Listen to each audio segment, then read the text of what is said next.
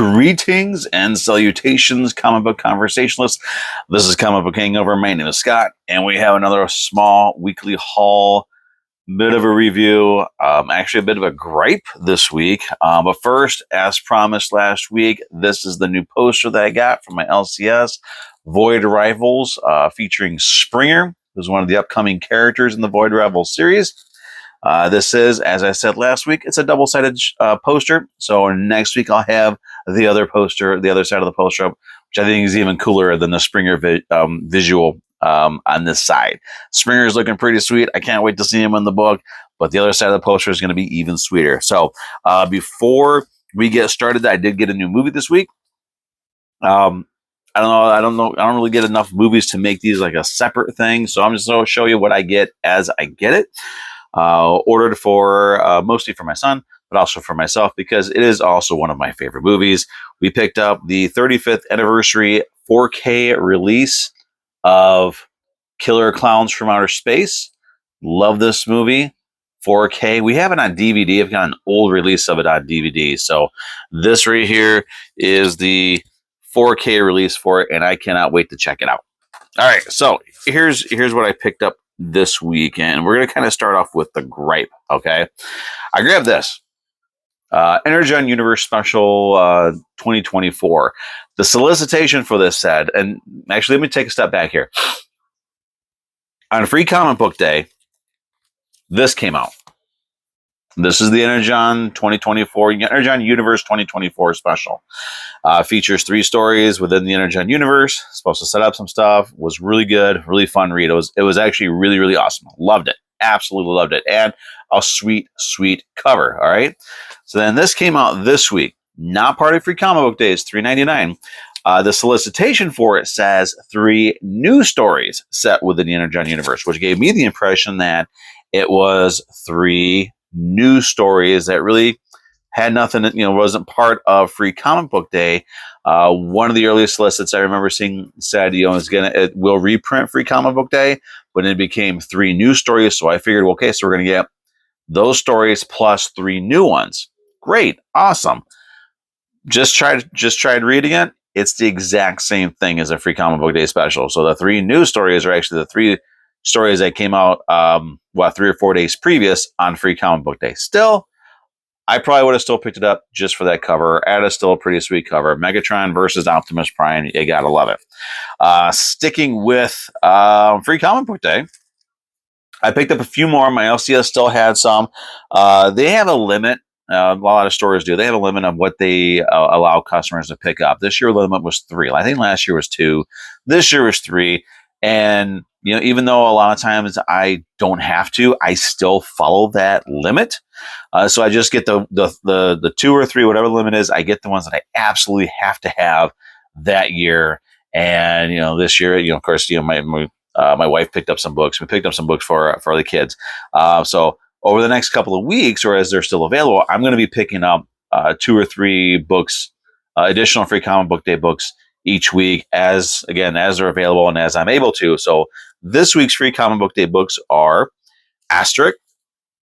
I remember this comic strip. I think this was in newspapers at one time. It's like a little Viking guy, Viking warrior. I don't know. I just remember it was kind of an interesting one. I didn't really read it. I just remember seeing the character in the newspaper. So I picked that up. I think these are first time translated into English stories. So I will check it out. See what that is. This one I don't know what it is. It's from 10 Ton Comics. Tons of Strange Free Comic Book Day special. I only picked it up because I'm a huge EC Comics fan. So it's got the EC homage cover there. They have the normally it would say like terror, horror, crime, suspense, or whatever here. So this is free. They even have the 3 the homage to the terror titles of EC Comics. They have the 3 featuring there. So this says featuring Charlie and Humphrey, the Oarsman, and Elizabeth Tail. I don't know anything about this. I'm going to check it out. Seems like it could be a lot of fun. All right. So the other books I picked up this week, a couple of facsimiles. I don't think I got any facsimiles last week or the week before. They've been a little light, but I got some this week. We got from DC Comics, Our Army at War, number 81. first appearance of Sergeant Rock? I don't know. I don't pay attention to it. I just pick them up because I like these old school covers, and these are just books that I like to have. Sometimes I read them, usually I don't. And again, with the DC, I'm going to go through this because I can do this every time I buy these books. For a facsimile edition, they reprint everything as it originally appeared in the comic. So your cover, your ads, the back cover, everything is going to be the same as it was originally. So to tell the difference, if you're picking this up, if you want to get this on eBay and you see it listed really good, you want to take a closer look at what you're getting. The things on a DC book that you want to make sure that you want to look at to make sure you're getting an original or a reprint. Number one is going to be the price, because this book was not a $3.99 cover price when it first came out. It was a way cheaper than that. The other thing is you want to take a look at the back cover, because while we have the DC logo here on the front cover, that's the classic. That's from this era when this book was put out. On the back cover, we're going to have the modern era DC logo as well as the UPC. And the UPC is going to be the slimmer, longer, hugging the edge of the book. DC always puts them on the back, and they always put them right in the middle on the bottom. At least that's what I've noticed so far. So those are the two things you want to look at for a DC facsimile.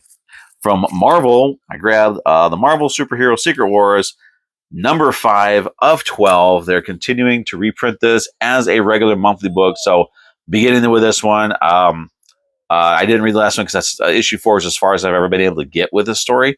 So beginning with this one, I am reading this as a regular monthly event. So it should be kind of fun. But with the Marvel facsimiles, 3 things, and they're all going to be right on the cover that you want to look at. Number 1 is going to be the cover price. This was not a $5 book. I don't know why it's a $5 for a reprint, but anyway, it is what it is. It was not a $5 book. Down here, you're going to have the modern era Marvel logo. They always put their logo down there at the bottom to signify that this is a facsimile edition. And I mean, it's small enough to where it doesn't even actually impact the overall cover. But you're also going to have the UPC. The original UPC on this cover was fatter and was floating, so it didn't touch the edge at all. These newer ones, the facsimile ones, they're going to be slimmer like this, and they're always going to hug the spine or the end of the book and the bottom of the cover. So that's how you tell that that's a facsimile. The last one that I picked up, heading back to Transformers in the Energon universe, Transformers number 8. This was actually a great book. Minor spoilers here in case you don't want to know. You're going to want to just end the video here and like, comment, subscribe, all that fun stuff. But this one introduced still more Transformers to the mythos. Generally just Decepticons. We got Astro Train, and apparently Astro Train has a huge problem with Megatron. Megatron trapped him inside the Nemesis. Something else we finally get reintroduced to is the Nemesis, the Decepticons' starship. Astro Train was trapped on there, and when he's freed, he goes after whoever is there, and the Soundwave says, we don't know where he's at, but when we find him, he's yours. Megatron is yours. So something happened between those two, and Astro Train in this version feels that he can stand up to Megatron. So it's going to be kind of cool to see how he is.